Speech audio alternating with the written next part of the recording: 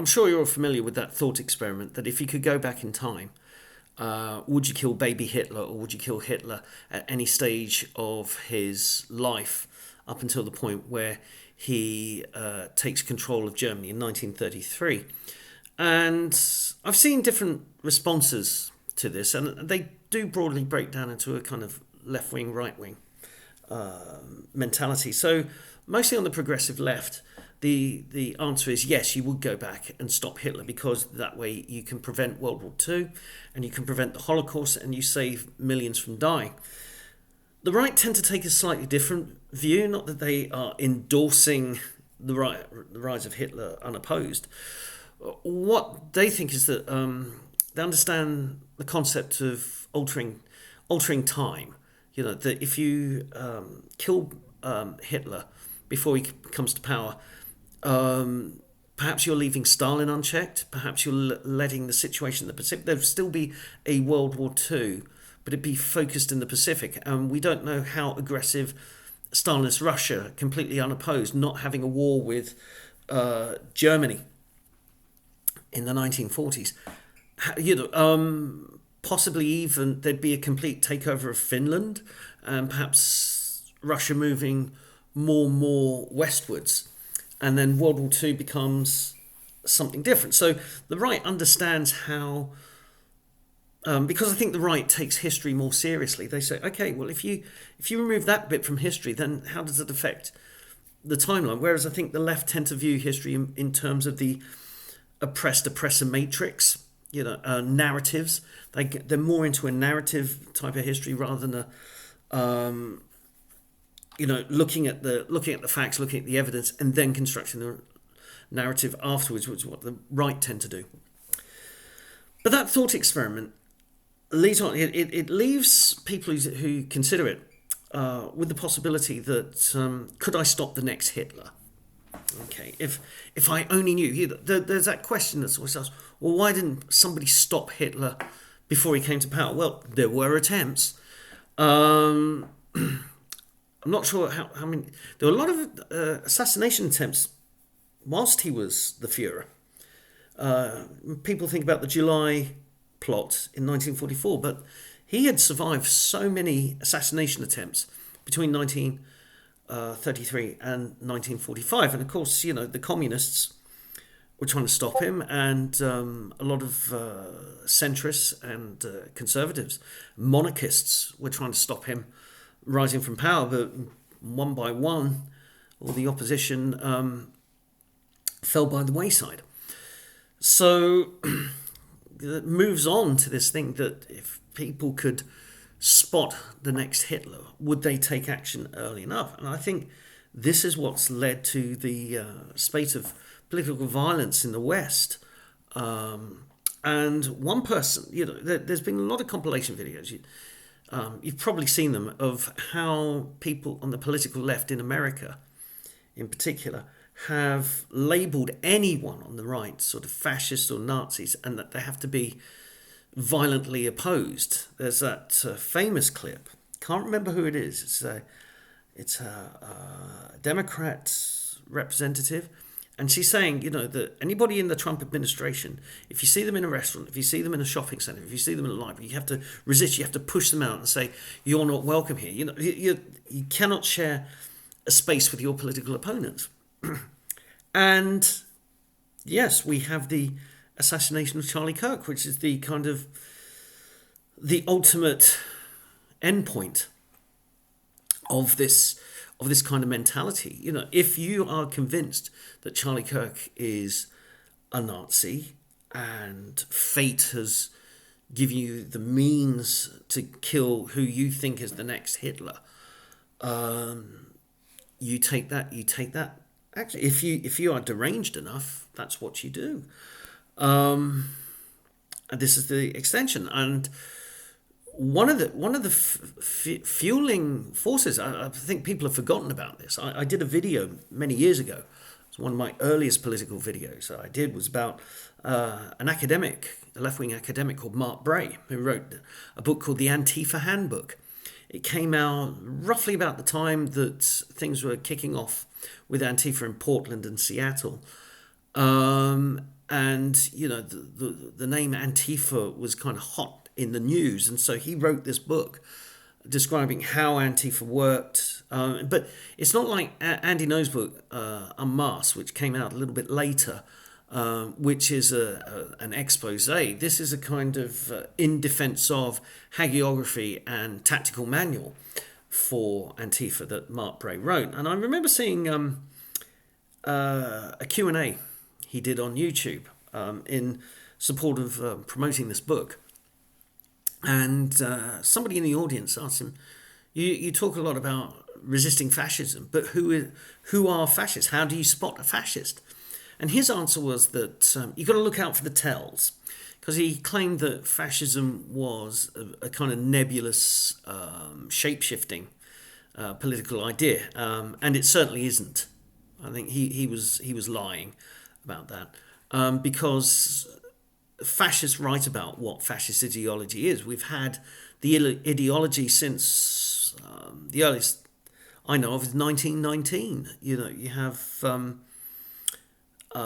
have Gentile, Gabriele D'Annunzio, the Italian Futurist movement, Mussolini himself. They write extensively. Nazis also wrote extensively about who they are and what they did. And then there's a kind of the fringe philosophers. You have I can't remember, Evola, Schmidt. You have those philosophers, and you can find it. You can find exactly what fascist ideology is. They are quite conformist. Bernardo Bertolucci made a film about fascism in Italy before World War II called The Conformist. I mean, so they do conform to a pattern. They're not shapeshifters at all. But that's what he said. And he then followed up with, so once you've identified the Nazis in your community, and he left, I'm not sure what he meant by community. At the time, I thought geographic community, like in your town, your village, your neighbourhood, if you found a fascist there. But I think he meant if you identify but yourself primarily by your race or by your gender or by your gender fluidity or whatever. I think that's what he meant by community. So if you find a fascist, it means then you are justified. You have to protect your community from the fascist. So therefore, you must take any and all measures to attack them, and drive them out or eliminate them. And that's what we've seen. That's what, it's been building up, this constant repeat. He's a fascist, he's a fascist. That's another scene in the film, The Conformist, is the conformist, the main character. He gets annoyed with someone towards the end of the film, a man who's been his friend and confidant, but he feels he needs to denounce him. So the scene takes place after World War II. And he gets up and he just shouts out into the crowd, he's a fascist, he's a fascist, he's a fascist. And then the police swoop in and scoop this guy away, and the public sort of recoil in horror, we've got a fascist in our midst. When it's actually the conformist. He was the ardent fascist, but now he has to conform to the post-war government and society. So this is where if you believe Charlie Kirk is the next Hitler, that's their logic. And if you see in the replies, the dancing on his grave, there's kind of really sick, twisted responses. There was one person who said that his children need to be taken into state care so they don't get raised by Kirk's family, by his wife and her family, who will instill kind of hateful views into them. They don't never think for one moment that he had a 3-year-old and a 1-year-old, and they were present, and goodness knows what they witnessed. And then Erica Kirk now has to have the conversation why Daddy isn't around anymore, particularly with the 1-year-old. I think the 3-year-old is going to be traumatized enough, but a 1-year-old, who's that guy? Who's my daddy? Where is he? It's heartbreaking, but there's no. Charlie Kirk rejected the use of the word empathy because that's a kind of parasitical emotion. He said sympathy, and there's no sympathy amongst his haters. And there's lies being spread about him and everything. But they spread the lies in order to justify what had happened, and you get that mealy mouth response, I wouldn't have killed him, but somebody did, and I'm not objecting. And then you get people saying, well, now you've done him, do Shapiro next, and he's getting his name and reputation are getting trashed mostly by the left. You see, this is the thing that I find amazing, is that the left have this barrier in place where they will not stray towards the right. They have this barrier, and they go, everything to there is the right and untouchable. But they kind of go, they have no limiting principle on the left. As Jordan Peterson said, how far is too far for the left? And none of the left have ever been able to answer that question. And there is that. They have no capacity for depravity on this. That at no stage do they think, it's tough on the widow. It's especially tough on those kids. And is this a step too far? Whereas I think on the right, there's a point where there's the barrier between the right and the left, and most people on the right know, right, we don't go past that point. And if you do go past that point, if you start calling yourself on the right, you're a liar. And also, most people on the mainstream right know the extreme on the other side. Okay. And they go, well, we don't go that far left, and we certainly don't go past that point on the right. So we exist in this bit. But on the far right, where it's horseshoe theory, isn't it? The nutters on the left and the nutters on the right practically shaking hands at this point. But they've been terrible in the aftermath of Kirk shooting. Sort of claiming Zionist, Jew lover, and all the usual stuff. And here's the thing: the left go around saying people like Charlie Kirk's a fascist, and yet all you have to do is go on social media and look at people on the far right who are trashing Charlie Kirk as well. That's your real fascists. That's your real Nazis there. And the left are so dumb they can't see it. They won't see it, even if it's pointed out to them. But I'm going to leave you with this thought. Okay, I'm just going to get my thinking together for this one. I want to leave you with this thought. Why Kirk? Because there are a lot more divisive figures out there. Why Kirk? Why hasn't anybody on the right gone after Ibrahim X. Kendi? Why hasn't anybody on the left gone after Alex Jones or David Duke or any of these other, sort of more divisive figures? Why Kirk? Now, I myself, I've never received a death threat from anyone on the left, but I've received two from people on really what I would consider the absolute authoritarian fascist right. Fortunately, with one of them, I got their X account permanently shut down, and I think they've forgotten about me. If you're on the fringe dissident right, you'll know this person. And it's not who you think it is either.